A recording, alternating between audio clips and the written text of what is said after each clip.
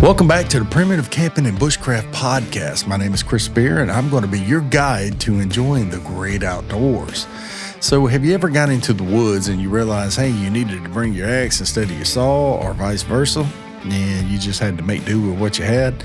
So today we're going to discuss a little bit about cutting tools, and we're going to talk about the differences between different cutting tools. So this one's not going to probably be as long as typical, but we're just going to discuss it anyway. So the single most important item that you can carry with you into the woods by far is a knife. And I covered knife selection in previous podcast episodes, and we went over it in great detail. And we also went over it in the book in the introduction section. So we're going to discuss axes and saws today. So a good axe or saw can be just as helpful in the woods, especially for larger trees and logs. Now, you know, when it gets to axes, we're going to talk about this here in a few minutes, is that, you know, axes can be classified differently. They got your camper's axe, they got your boy's axe, they got felling axes, they got hatchets. There's so many different varieties. You got your little 2-pound axes, you got your 4-pound, your 5-pound. You know, it depends on what you need it for and what you're looking to do with it. If you're looking for an all-around robust axe, you know, we're going to get into it in different detail. But there's so many variations of an axe, and each one has a particular design for a specific reason. Now, an axe that I use may not work for you, and the axe that you use may not work for me. And I heard once that an axe is like a pair of shoes. I think it's awesome, but you may not like it, and you may hate it. It may be uncomfortable for me to swing, but it may give you blisters. You know, it may be comfortable for me to swing, but it may give you blisters. And, you know, just like a pair of shoes would, you know, some people, like, I don't like cowboy boots, but I like lace-up boots, but I do not like the pull-on cowboy boot style. I don't do that. Now, I never could. They give me blisters. But some people don't like the lace-up stuff, and they go for the cowboy stuff, and they don't get blisters, you know. So I've used a utility axe for years, and by utility, I mean that this axe is used for more than one thing. And I've cut trees with it, I split firewood with it, and do some carving if needed. Now, an axe, you can do carving with that. You can cut up game. You can process your fish. You can, you know, with an axe, you can keep a very sharp edge on an axe, you know. The felling axe is one of the typical axes that you'll find when primitive camping. The felling axe is designed for chopping trees and cutting through tree branches. Now, this type of axe, you know, the head is heavy enough that combined with a long handle can be swung very powerfully. And, you know, the handle of the axe is usually made from hickory, but there are also synthetic handles so that you don't break them when splitting logs as easily. Now, they also have little patches or little bumpers or whatever you want to call it that slide up through there to where if you hit something, it's not going to damage the handle as well. This particular style axe is an excellent choice when you decide to bring an axe with you camping and our bushcrafting trips. And as with any axe, the only drawback is the weight. And I've found that to be true on plenty of my excursions, especially hiking trips, you know, overnight, a couple of days or stuff. Sometimes I don't even bring an axe because the weight of it is so much. You know, you're looking at 2, 3, 4, 5 pounds, depending on the type of axe that you brought. And that's just, you know, 2 or 3 pounds is just the axe head. And then, you know, you have the handle, the weight of the handle and stuff like that. So what I found to be very easy for me is the S-Wing, the camper's axe. And it's a small axe. It's all one stainless steel construction. It's all, you know, it's not as heavy as some of the axes out there. And but it's not really a splitting axe. It works for splitting smaller logs, but I wouldn't go up there and do a big old round of, oak or sweet gum. You'd never split a sweet gum log with it. I don't think so. But it does great for whenever you're chopping little things here and there. And then same thing with a hatchet. Now, the hatchet is a multi-purpose tool and is the type of axe that most people think about whenever you're going camping. As with any other gear item, hatchets can range from cheap to extremely expensive. Still, they can be beneficial around your camp, from pounding in stakes into the ground. And you could do the same thing with a regular axe as well. Use the backside of the axe to act as a hammer or something of the sort to pound stakes in the ground. You can also cut small diameter trees. Hatchets are small compared to other axes, but can still be used to split smaller firewood around the camp for other tasks like carving. For instance, I've seen individuals only bring a hatchet with them and not a knife, and they actually did all the carving. They made notches. They carved stuff for the the pot cranes, stuff like that. Made notches on the pot cranes. They actually made a clip to where a bushcraft clip, tarp clip, where they split the log in half. They did some carving and everything. Then they tied it up and they put their tarp in there and they tied it down and put a wedge in there. And, it was pretty cool. It was one of the first time I ever seen it. And then after you seen it, you see it on the internet everywhere. It's one of those situations. And they also use the hatchet to clean their wild game and process all their food. Now, it looked kind of funny cutting up a fish with an axe, but hey, it worked, and you can't, if it works, it works. You can't knock it if it works. So I personally I'm going to use a knife for that task. I'm going to leave the axes for chopping the wood. But then some people do it. Why would you use your knife to split your firewood? And so, touche.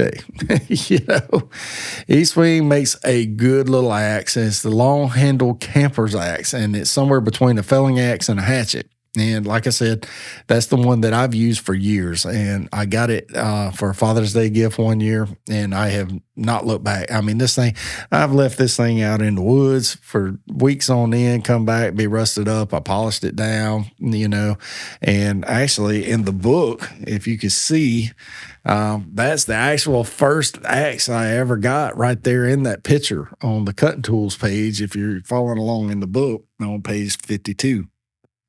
And so that's that East Wing axe. I never really understood how to pronounce that name, but it's 26 inches long, and this axe is one that I've used for almost over 10 years now, going on 11.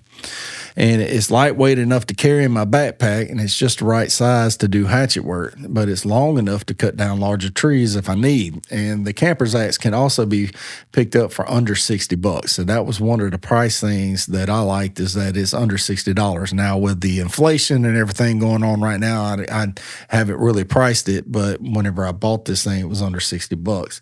And usually you could pick it up like a Home Depot or some kind of home improvement store, and anywhere they sell hammers. And they have two variations. They have the axe, and then they have the hatchet. And, they look the same, but one's just like a third of the size of the other.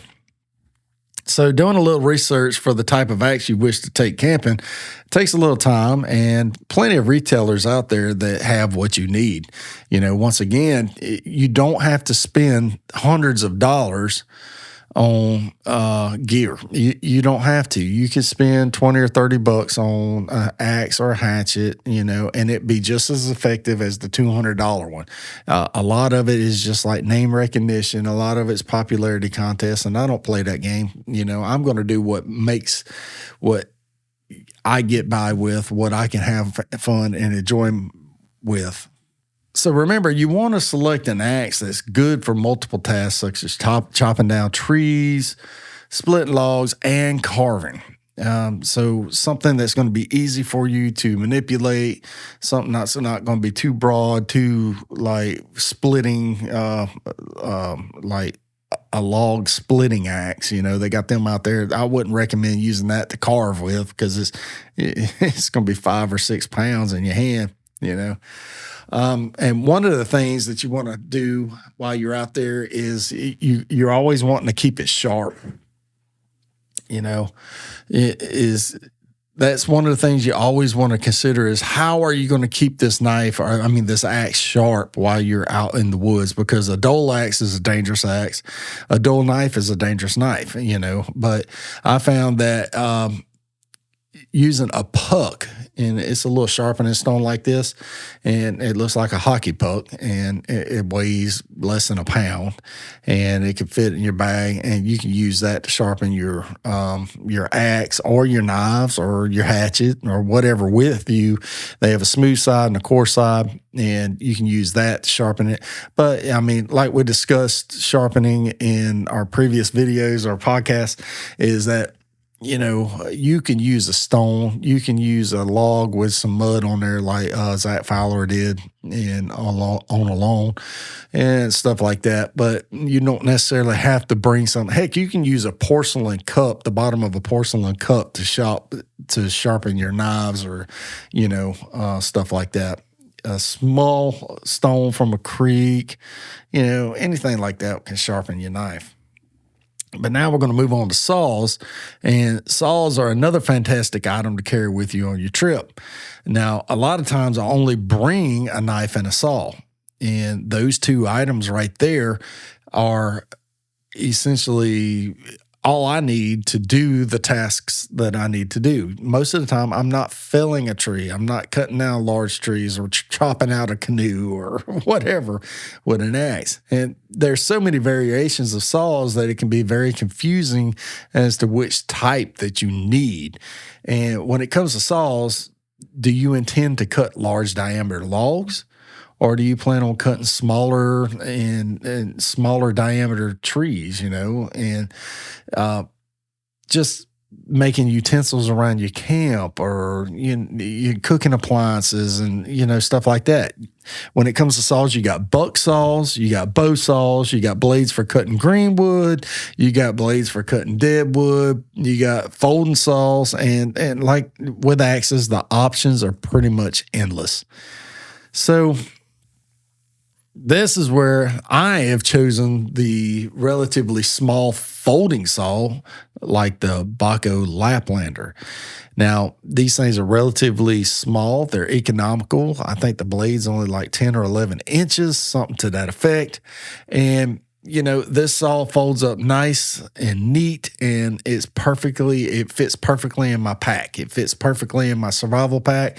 So if I'm going on a scouting trip or something like that, I could throw this saw in my bag, and I have a different size bag whenever I'm hunting that it just has the bare minimal survival kit in there, like a water filter, a light, a saw, a knife, a compass, the map, and some other like not matches but ferro rods and a big lighter. Now, these items are easy to carry with you, and it's stuff that I would carry with me anyway whenever I go hunting or scouting or anything like that.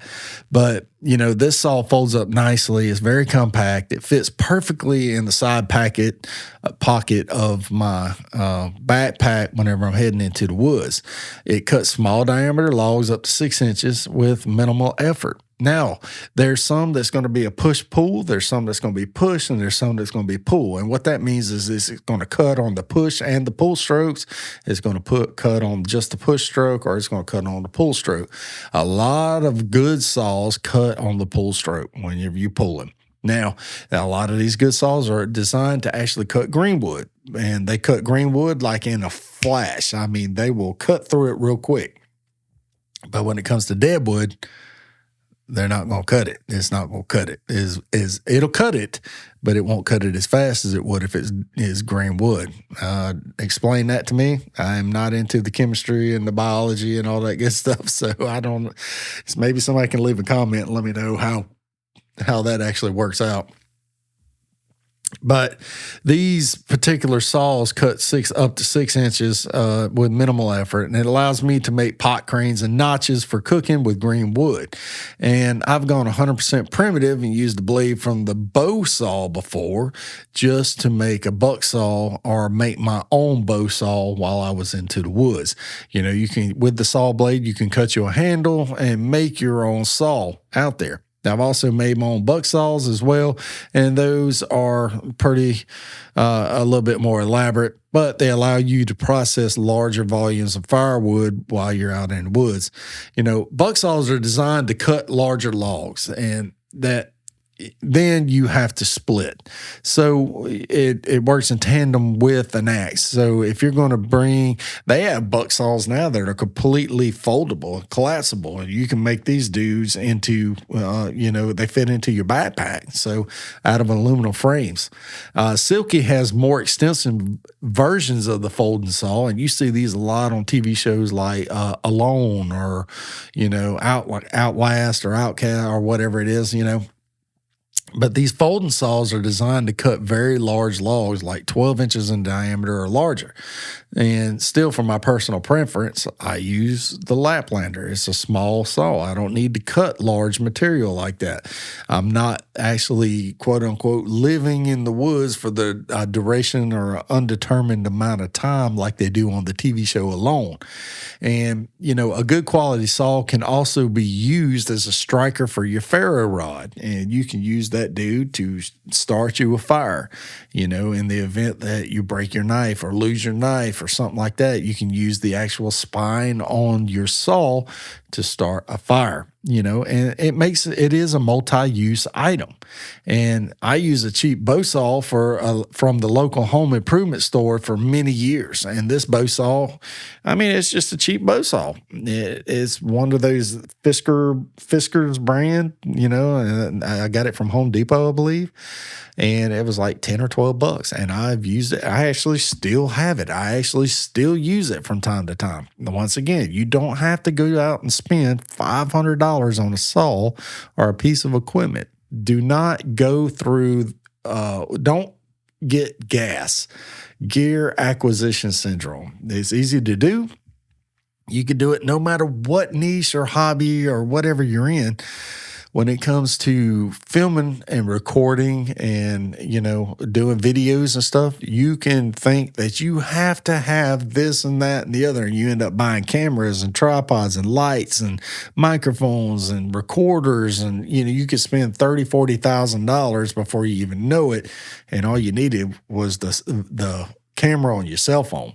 And then the same thing can happen with camping and primitive camping, bushcraft, survival, is you get caught into the gear acquisition syndrome or gas, and you end up buying a bunch of stuff that you really don't need. You buying gear that you really could have spent $15 on a saw instead of, $100 or $200 or $300 on a saw.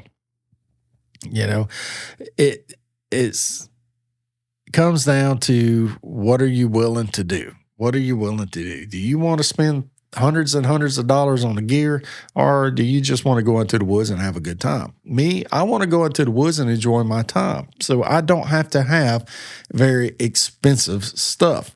My approach with equipment is to get more bang for the buck.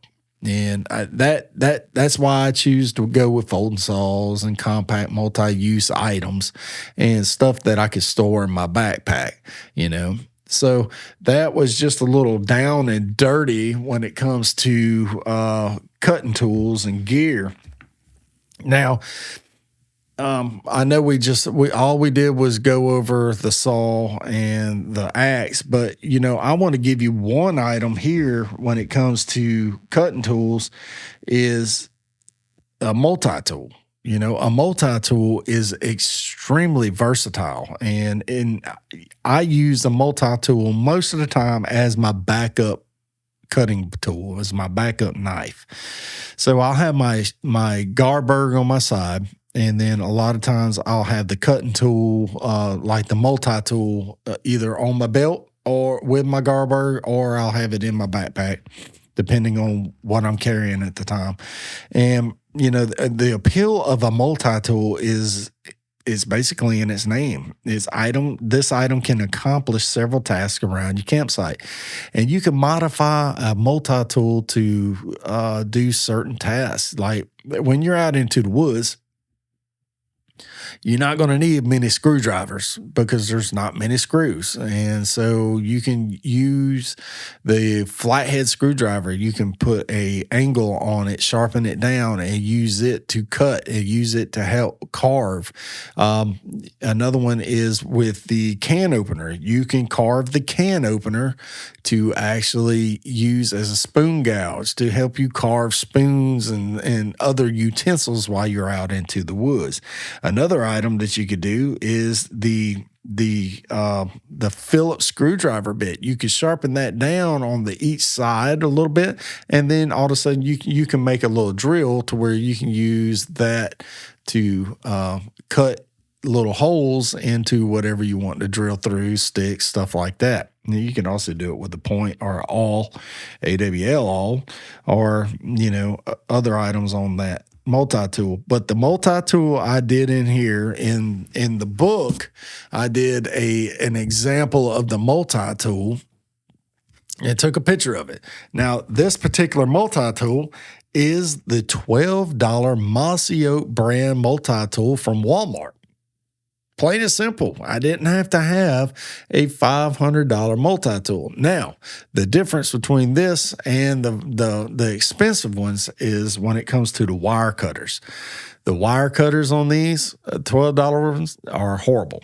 So if you're going to be putting yourself into a position where you're setting traps and stuff like that with, some trapping wire and you're having to cut a lot of wire, I would go ahead and purchase a more reputable brand such as Leatherman, which I have several of the Leatherman brand multi-tools, but there was a specific reason I put this multi-tool into the book was because to demonstrate that you don't have to have the more expensive stuff, but you can get by with the cheaper items. So if you're in a position where you're just starting out, you don't have a lot of money, and go ahead, pick you up a $12 multi-tool to take with you into the woods. It's still going to help you out. It's still going to be there to do multiple things for you and help you do multitasking, but it's not going to break the bank.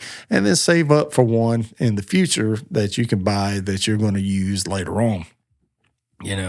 So these concepts that people are going through is basically, it's all about, hey, let's you're not cool unless you can afford this, and that's a bunch of bull.